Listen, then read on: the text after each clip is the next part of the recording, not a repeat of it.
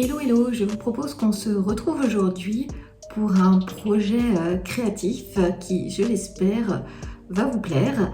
Je vous propose de peindre avec moi sur des feuilles d'un livre ancien et de transformer vos aquarelles en petits cadeaux, petites attentions à offrir.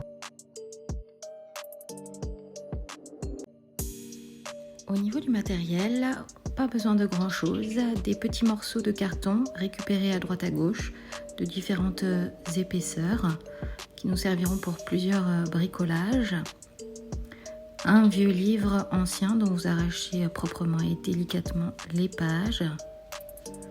J'ai aussi récupéré de vieilles enveloppes, pochettes craft, etc. Genre personnellement, je garde toujours toutes ces petites choses sans avoir en tête ce que je vais en faire. Des petits morceaux de ruban, pareil, récupérés. Voilà ma palette d'aquarelles. Les aquarelles sont bien opaques, c'est pour ça que j'ai choisi celle-ci. Et un pinceau Raphaël. Voilà, on passe à la peinture. Quelques petits conseils avant de vous laisser profiter de ce moment. Pensez à varier l'intensité de votre rouge, à rajouter même éventuellement un peu de jaune pour donner de la lumière. Et la petite touche sépia au cœur des fleurs. Pensez aussi à dessiner les boutons des coquelicots.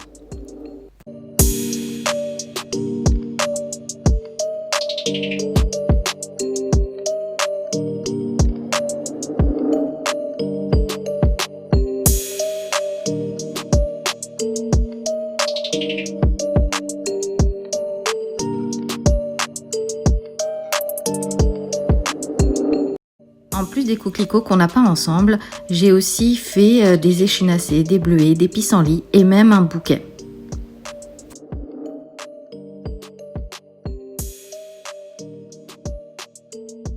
Je vous propose 4 petits projets à faire rapidement. Des marque-pages, des petites étiquettes cadeaux, des sachets de graines personnalisés et une carte pour la fête des mamans. On commence tout de suite avec le marque-page qui est un projet très simple. Il vous suffit de reporter le gabarit d'un marque-page que vous avez déjà en votre possession. Pour ma part, j'ai utilisé celui de Mon Printemps Cosy de Caro from Moodland. J'ai tout simplement découpé ensuite mon carton avec des ciseaux classiques. J'ai reporté le gabarit de mon marque-page sur ma peinture et j'ai coupé un tout petit peu plus petit que ce gabarit parce que j'aime bien voir des marges apparaître au niveau du marque-page. Et évidemment, la petite touche personnalisée, le petit mot doux pour la personne à qui vous voulez offrir ce marque-page.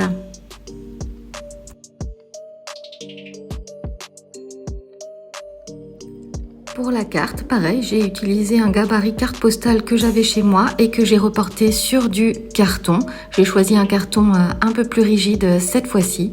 J'utilise toujours mon super outil, un petit massicot de poche.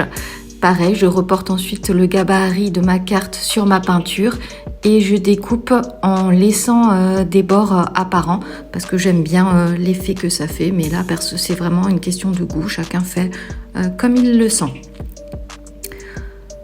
Voilà, rien de bien compliqué. Je vérifie bien et je colle avec de la colle classique.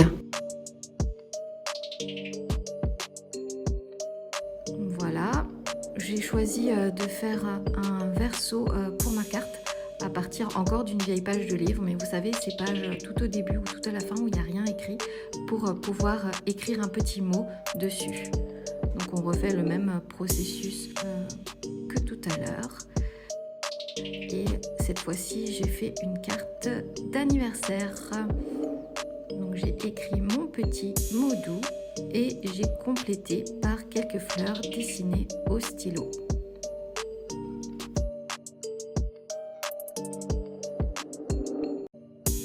Et voilà, vous avez une jolie carte d'anniversaire personnalisée. Ensuite, avec le bouquet réalisé précédemment, j'ai sur le même principe fait une carte pour ma maman avec une pince aussi décorative que j'avais gardée. Pour ce troisième projet, je vous propose de fabriquer des petites enveloppes pour conserver et offrir des graines. Et si vous vous organisez en plus pour peindre sur la feuille le fruit ou la fleur que vous mettez à l'intérieur, c'est encore plus chouette. Pas de difficulté sur le bricolage, il faut juste penser à conserver des vieilles enveloppes, pochettes craft ou ce que vous voulez. Moi j'avoue que j'ai tout un tiroir où je garde tout un tas de trucs en me disant que éventuellement ça me servira un jour pour un bricolage. Donc j'avais sous la main ces petites pochettes craft. Vous verrez, j'ai aussi fait la même chose avec des enveloppes. On passe au dernier projet qui sont des petites étiquettes cadeaux que j'ai faites à partir de tous les petits morceaux de carton que j'avais conservés. Toujours pareil, on trace le gabarit, on découpe à la bonne taille. Moi, toujours à l'aide de mon outil magique, le petit massicot, de la colle. Et au niveau de la perforatrice, vous verrez, j'ai une mini perforatrice qui est bien pratique, mais pour le coup, au niveau du carton, ça ne passait pas et ça a un peu déchiré mon papier. Ce n'est pas très grave parce qu'avec l'effet vieilli du livre, ça passe très bien.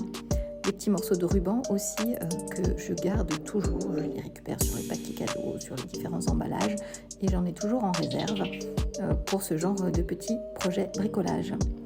Alors cette fois j'ai sorti la grosse perforatrice et ça passe beaucoup mieux avec l'épaisseur du carton. Je finis avec mon petit bout de ruban. Cette fois-ci vous avez vu, j'ai fait le trou dans le coin, c'est comme vous voulez. Les deux sont sympas. Et voilà, le tour est joué.